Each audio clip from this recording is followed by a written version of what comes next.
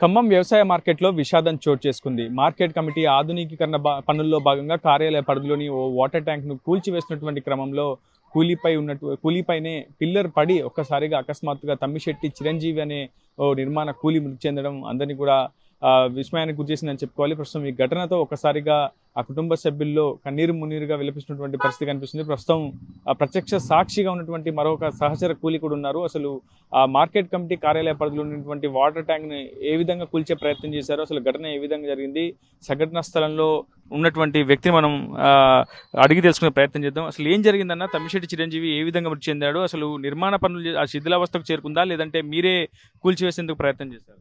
మేము కూల్చివేద్దామని చెప్పి 4 పిల్లర్లు ఉంటే 4 పిల్లర్లో 3 పిల్లర్లు కట్ చేసినాం. నాలుగో పిల్లరు లాస్ట్ కట్ చేద్దామని ఆఫ్ చేసినాం. మెటల్ డాడ్ కొడుతుంటే అకస్మాత్తుగా ఒక్కసారి ఆల్రెడీ మేము ట్రాక్టర్ కట్టినాం దానికి. ఇటు సైడ్ పడిద్దని చెప్పి వన్ సైడ్ ట్రాక్టర్ కట్టినాం. ఆ ట్రాక్టర్ కట్టి కట్ చేస్తుంటే ఒక్కసారి వంగిపోయింది పడుతుంది పడుతుంది అని చెప్పి ఆయన తప్పించుకునే క్రమంలో దాని కింద పడ్డాడు.